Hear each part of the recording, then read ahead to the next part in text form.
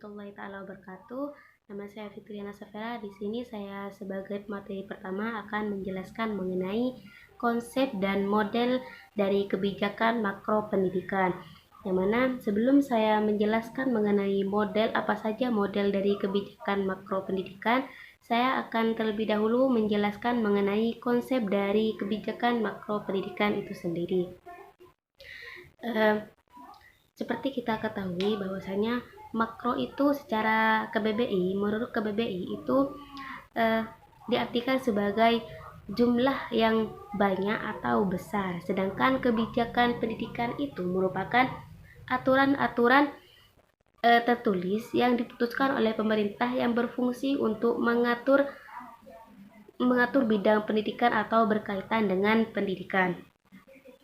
Jadi dapat dipahami bahwasanya kebijakan makro pendidikan di sini merupakan aturan yang diputuskan oleh pemerintah untuk mengatur dalam bidang pendidikan dalam cakupan yang besar atau dikatakan tingkat nasional. Di sini kan di Indonesia ada dua kebijakan, yaitu kebijakan sentralistik dan juga desentralistik. Yang mana kebijakan yang diambil oleh pemerintah untuk mensinkronkan dengan kondisi di setiap satuan pendidikan yang tidak sama, yaitu kebijakan desentralistik. Nah, kebijakan desentralistik di sini itu bisa dikatakan sebagai kebijakan untuk memberikan kewenangan kepada setiap lembaga pendidikan untuk memberi kebijakan mengenai sekolahnya masing-masing. Di sini salah satu kebijakannya itu melalui MBS, yaitu manajemen berbasis sekolah. Nah, perlu kita ketahui bahwasanya setiap kebijakan yang berkaitan dengan pendidikan akan berdampak pada pengambilan keputusan oleh para pembuat kebijakan dalam bidang pendidikan, baik pada tingkat makro atau nasional, tingkat daerah, dan tingkat satuan pendidikan. Nah, namun khusus pada tingkatan makro di sini, para pengambil keputusan khusus masalah pendidikan di tingkat DPR Republik Indonesia itu adalah Komisi 10 DPR Republik Indonesia, Presiden, dan juga Menteri Pendidikan Nasional Republik Indonesia. Nah, sehingga segala bentuk kebijakan pendidikan nasional yang dihasilkan oleh ketiga elemen tersebut akan mempengaruhi atau akan berpengaruh terhadap kebijakan pendidikan di seluruh daerah dan juga satuan pendidikan di Indonesia. Nah, untuk selanjutnya di sini saya akan menjelaskan mengenai model dari kebijakan makro pendidikan, yang mana menurut para ahli yaitu DUN, di situ mengatakan bahwasanya ada 6 model kebijakan. Yang pertama di sini ada model deskriptif, yang mana model deskriptif menurut Suryadi dan Tilaal di sini model deskriptif di sini adalah suatu prosedur atau cara yang digunakan untuk penelitian dalam ilmu pengetahuan baik murni maupun terapan untuk menerangkan suatu gejala yang terjadi dalam masyarakat. Nah, tujuan dari model deskriptif di sini memprediksi atau menjelaskan sebab-sebab dan konsekuensi dari pilihan-pilihan kebijakan.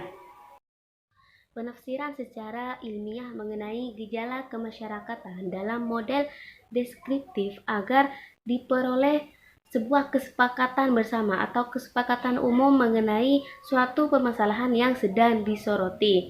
Nah, gunanya untuk menerangkan suatu gejala, yakni menerangkan apa adanya tentang hasil dari suatu upaya yang dilakukan oleh suatu kegiatan atau program tertentu, dan menyajikan informasi yang diperlukan sebagai bahan masukan bagi pengambilan keputusan.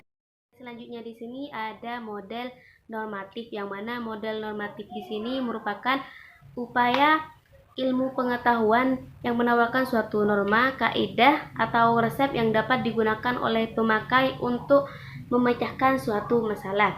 Jadi dapat dikatakan bahwasanya model normatif ini tujuannya tidak hanya untuk menjelaskan atau memprediksi, melainkan juga memberikan dalil atau rekomendasi untuk mengoptimalkan pencapaian beberapa nilai atau suatu nilai.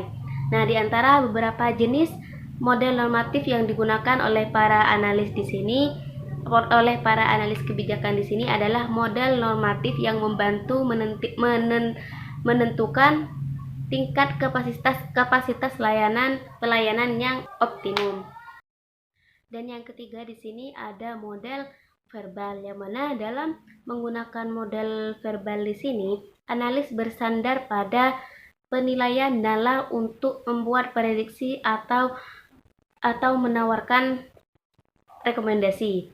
Nah, penilaian nalar di sini menghasilkan argumen kebijakan, bukan berbentuk nilai-nilai angka yang pasti. Nah, model verbal di sini secara relatif mudah dikomunikasikan di antara para ahli dan orang-orang awam, dan biayanya bisa dibilang murah.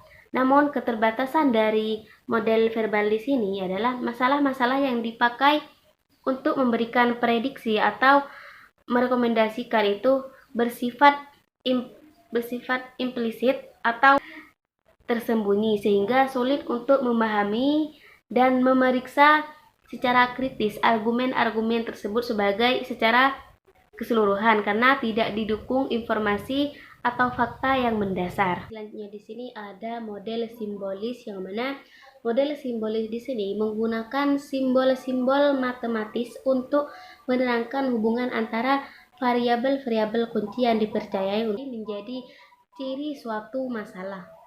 Prediksi atau solusi yang optimal dari suatu masalah kebijakan itu diperoleh dari model-model simbolis dengan menggunakan metode-metode matematika, statistika, dan juga logika. Nah, model-model simbolis di sini dapat memperbaiki keputusan kebijakan, tetapi hanya jika premis-premis sebagai pijakan penyusun model dibuat eksplisit dan jelas. Dan untuk selanjutnya di sini ada model prosedural, yang mana model prosedural menampilkan hubungan yang dinamis antara variabel-variabel yang diyakini menjadi ciri suatu masalah kebijakan. Nah, prosedur simulasi dan penelitian pada umumnya diperoleh dengan bantuan komputer yang diprogram untuk menghasilkan prediksi-prediksi alternatif di bawah serangkaian asumsi yang berbeda-beda. Model prosedural itu ditata dengan memanfaatkan model ekspresi yang simbolis dalam penentuan kebijakan. Perbedaannya di sini, kalau simbolis menggunakan data aktual untuk memperkirakan hubungan antara variabel-variabel kebijakan dan hasil. Sedangkan model prosedural di sini adalah mensimulasikan hubungan antara variabel-variabel tersebut. Nah, kelebihan dari model prosedural di sini memungkinkan simulasi dan penelitian yang kreatif. Sedangkan kelemahannya di sini sering mengalami kesulitan dalam mencari data atau argumen yang dapat memperkuat asumsi-asumsinya, dan biaya model prosedural di sini relatif tinggi dibandingkan dengan model verbal simbolis. Dan demikian penjelasan dari saya sebagai pemateri pertama. Kurang lebihnya mohon maaf. Assalamualaikum warahmatullahi wabarakatuh. Assalamualaikum warahmatullahi wabarakatuh. Baik, di sini saya akan melanjutkan dari pemateri sebelumnya. Di sini saya akan menjelaskan mengenai implementasi kebijakan makro dalam pendidikan. Yang mana dalam konteks pendidikan, kebijakan di sini merupakan proses yang tidak hanya menyangkut perilaku badan yang bertanggung jawab dalam melaksanakan program kegiatan dan menimbulkan kesadaran dan ketaatan kepada kelompok sasaran, melainkan juga menyangkut faktor-faktor hukum seperti politik, ekonomi, sosial secara langsung ataupun tidak langsung berpengaruh terhadap perilaku dari berbagai pihak yang terlibat dalam program pendidikan. Dan selanjutnya di sini termasuk pada proses implementasi kebijakan pendidikan. Di sini merupakan sesuatu yang paling urgent atau yang paling penting. Bahkan dengan lebih jauh penting dari pembuatan kebijakan pendidikan, karena implementasi menjadi jembatan penghubungan perumusan kebijakan dengan hasil kebijakan yang diharapkan. Dan selanjutnya di sini menurut kebijakan pemerintah yang tertuang dalam Undang-Undang Nomor 22 Tahun 1999 mengenai otonomi daerah dan sejalan dengan Undang-Undang Nomor 25 Tahun 1999 mengenai perimbangan keuangan pemerintah pusat dan daerah merupakan konsekuensi dari keinginan era reformasi untuk menghidupkan kehidupan demokrasi. Dan yang terakhir di sini sehubungan dengan evaluasi kebijakan pendidikan era ekonomi masih belum terformat secara jelas, maka di lapangan masih timbul bermacam-macam metode dan cara dalam melaksanakan program peningkatan mutu pendidikan. Sampai saat ini hasil dari kebijakan tersebut belum tampak, namun berbagai informasi di daerah telah menunjukkan warna yang lebih baik. Mungkin itu yang dapat saya sampaikan. Terima kasih. Wassalamualaikum warahmatullahi wabarakatuh.